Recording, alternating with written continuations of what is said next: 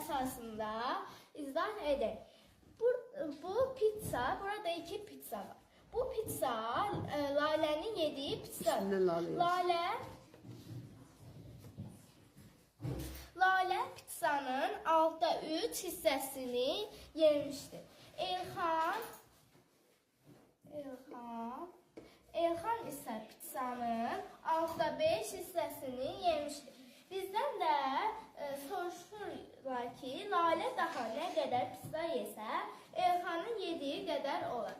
Biz bu Lalənin daha sonra yeyəcəyi pizzanı tapmaq üçün, neçə dilim yeyəcəyi pizzanı tapmaq üçün bu cür tənlik qurmalıyıq. Danışa qurt. Altta 3 üstə gələk.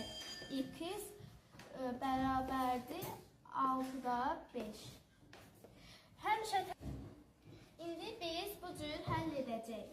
X bərabərdir 6-da 5 çıx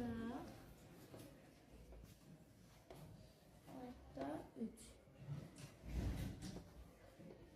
bərabərdir 6-da 2. Deməli, Lalə daha sonra altdakı pizza yeməlidir.